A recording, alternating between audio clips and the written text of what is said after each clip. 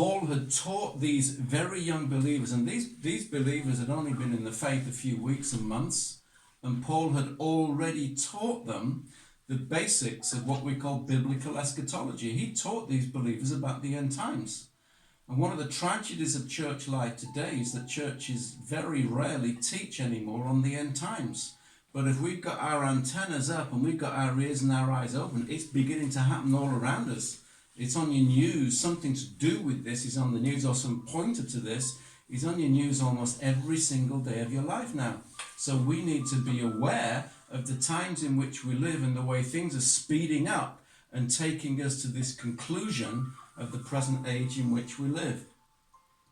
But there's something that's holding him back in verse 6. Antichrist cannot be revealed on planet Earth yet, because there is something that's holding him back. And Paul told these Thessalonian believers, I've already told you, and you know what it is which is holding him back. And in verse 7 it says the secret power of lawlessness, that's the secret power of Antichrist, is already working in society to bring about the establishment of that system. But the one who now holds it back will continue to do so until he is taken out of the way, and then the lawless one will be revealed. So the lawless one, the Antichrist, cannot be revealed until the person, and it is a person, who is holding him back, who is restraining his power in this world, until that person is taken out of the way. And I've explained all of this in the book that I've written. It's in chapter 5, I think. But the person that is holding back the power of Satan, see, if you're going to hold somebody's power back, you have to be stronger than that person, don't you? Otherwise you can't restrain them. They will overpower you. And there's only one person in this, the whole of this creation, that is stronger than Satan, and that is God himself. So the one who's restraining the power of Antichrist is the Holy Spirit, his life and his presence in the church of Jesus Christ on planet Earth. You are the salt of the earth, and you are the light of the world. If God suddenly takes all of the believers in Jesus away and out of society, that will completely release the powers of darkness to take over society and to basically implement whatever they want, yeah? No matter how bad that might be. And that is what we call the rapture. Now, if you go back to 1 Thessalonians chapter 5, 1 Thessalonians chapter 5, that's just a few pages previous. And in verse 1... Thessalonikas de pes. Thessalonikas capituli pes bargunia. Now, brothers, it says, about times and dates we do not need to write to you, for you know very well that the day of the Lord will come like a thief in the night. While people are saying peace and safety, destruction will come upon them suddenly as labor pains on a pregnant woman, and they will not escape. So Paul talks there about the coming of the Lord as a thief in the night, and that's a motif that is used several times in Scripture, and it always refers to the coming of Jesus Christ for the church, over and over again. And in verse 3 it says, when the day of the Lord comes like a thief in the night, that will suddenly change things from a state of relative peace and safety in the world to a time when destruction will come upon them suddenly, as labor pains come suddenly on a pregnant woman, and they will not escape from it. Yeah? So, something sudden happens, and that's called the coming of the Lord. And when the coming of the Lord has happened, the world goes from a place of relative peace and safety to a time where there's destruction and the wrath of the Lord. And the only event that can fulfill that criteria is the one which Paul himself describes in 1 Thessalonians chapter 4 and verses 16 and 17, and which is just above what we read. For the Lord himself will come down from heaven with a loud command, with the voice of the archangel, and with the trumpet call of God, and the dead in Christ will rise first. After that, we who are still alive and are left will be caught up together with them in the clouds to meet the Lord in the air. That is the coming of the Lord for the church and for believers. And when that coming of the Lord happens and the church is taken away in the rapture, then the world goes from a state of relative peace and safety immediately into a time where the salt and the light of righteousness, of the presence and the life of God, is suddenly taken away from the earth, which releases, the restrainer is taken out of the way, and that releases the flood of the evil system of Antichrist to begin to affect and to take over planet Earth. Okay? So these two passages in 1 Thessalonians 4 and 5 and 2 Thessalonians 2 that we just read, they all gel together in the event of the rapture of the church at the coming of Jesus Christ. Now, one of the things that I tried to do last week or the week before it was just to explain, and we went through certain scriptures. We looked at the scriptures about the rapture, and we looked at the scriptures about the second advent of Christ, and we saw that they are describing two completely different events. Okay? So when Jesus comes for his church in the rapture, that is not the same thing as the second coming of Christ to planet Earth. Okay? But we went through that last time. Now, Paul uses the motif in 1 Thessalonians chapter 5, is it? Yeah. 1 Thessalonians 5 and verse 3 about this sudden event of the rapture coming like a thief in the night, and the change of society from a state of relative peace and safety to a place where there's destruction and the wrath and the judgment of God. And he describes that change as the beginning of labor pains. Okay? And again, that's a verse that we're going to, that's a motif that we're just going to look up in Matthew's Gospel and explain that a little bit. But I will say this for a start. All of you who are women and who have had children or deal with birth, Chima, you're a gynecologist, you know this far better than anybody. You know that when you're pregnant, you're waiting for the time of that baby to be born, but there's a special time right at the very end. You've been pregnant for 9 months, 39 weeks, and you're waiting for that time when the labor pains will kick in. And it's when the labor pains kick in that pregnancy moves from a state of relative stability into a time which is irreversible. When the waters break, it's irreversible. You can't go back to where you were before. That baby's going to be born. And the time has come to bring that baby out, yeah? And for the baby to be born. Before, it was just living nice and comfortably inside and moving around and, you know, playing football every now and again. But once those waters break, once those labor pains kick in, you know that the baby's going to be born. And those of you that have been pregnant, you know what it's like. I've been through it twice with my wife. You know you're reaching that expected day. The doctor told you on such and such a day, this is the expected date, this is when we're hoping it's going to happen. You get to that date on the calendar and you're making all of the preparations and you're sitting down the settee, and every little movement, every little contraction, you think, is this it? Is this it? Is this it? And very often you can run off to the hospital and it's a false alarm. You have to go all the way back and you go through the process again, and it may not happen for another day or even another week. Yeah? You've been through that process. But once they start, the process is irreversible, and you've gone from one phase of life into another phase of life as far as that pregnancy is concerned. That is the picture that Paul is using to describe the rapture. It is the rapture of the church which makes that pregnancy go from peace and safety, well, not into a time of destruction.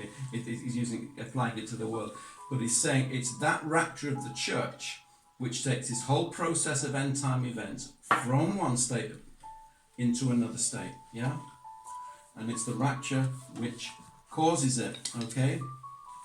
Now, if you go back to Matthew's Gospel, chapter 24, atunci si pas Mateo capitolul 24, Clyde, and we'll read in verses 6 through 8.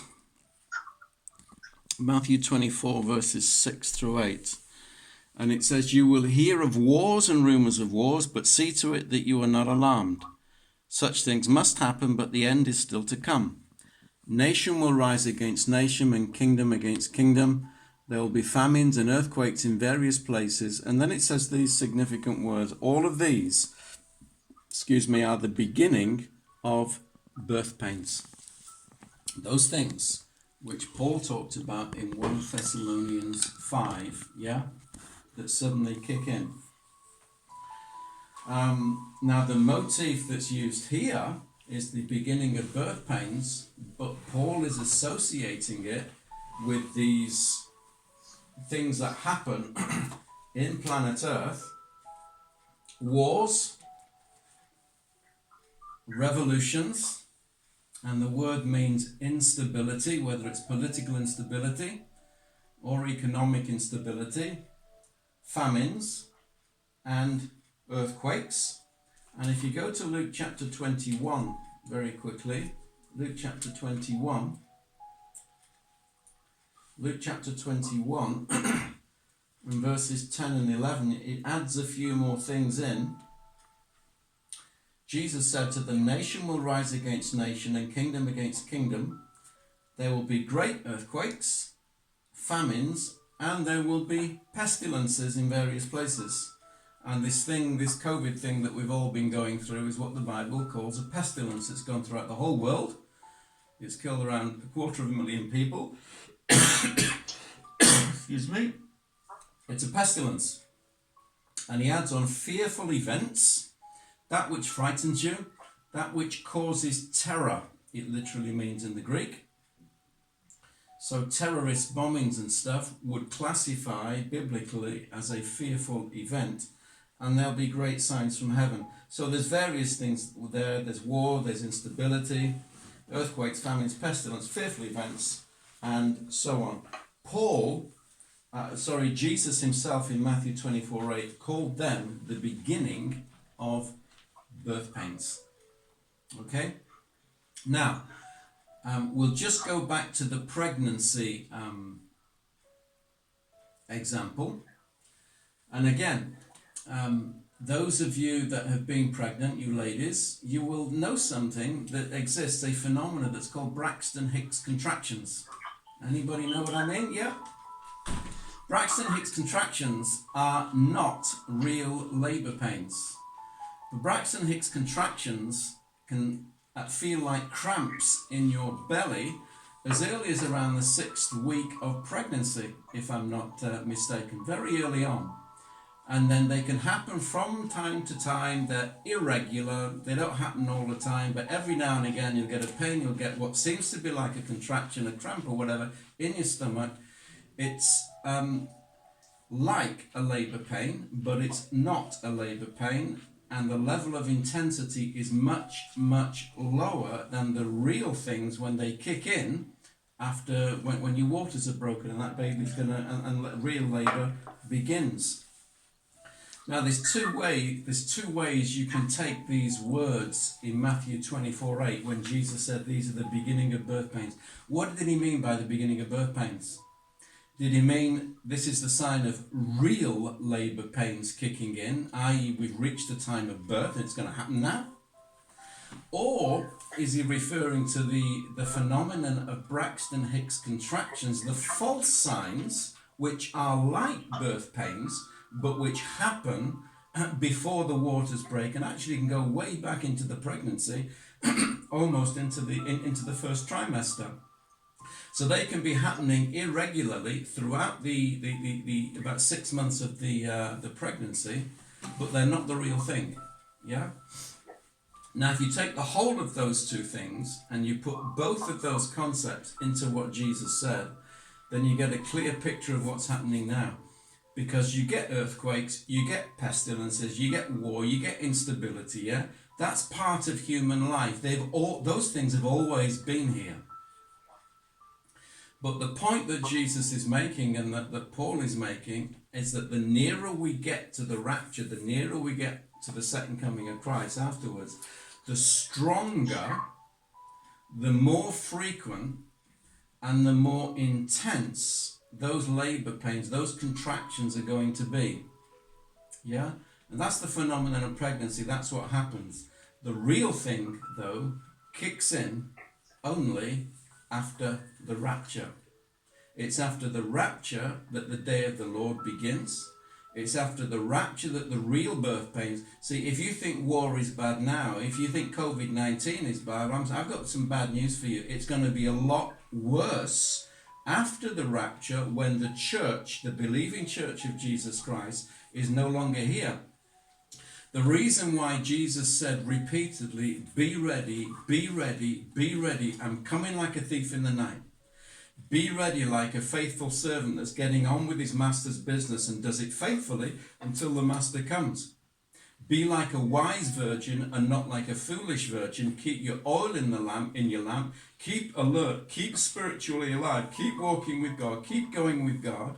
And don't be like a foolish virgin that lives like anybody else and doesn't really matter how I live. And, I can allow my lamp to go out and all of that kind of stuff. We're supposed to live ready. Because if for people that don't get raptured, people that have to go through the tribulation, they're going to have a really tough time, because these labor pains are going to be piling on more intensely, more strongly, more regularly, with a greater frequency. It's all going to be kicking in. And as I heard one pastor say in the last few days, they're going to be happening one on top of the other so frequently, people won't be able to catch up.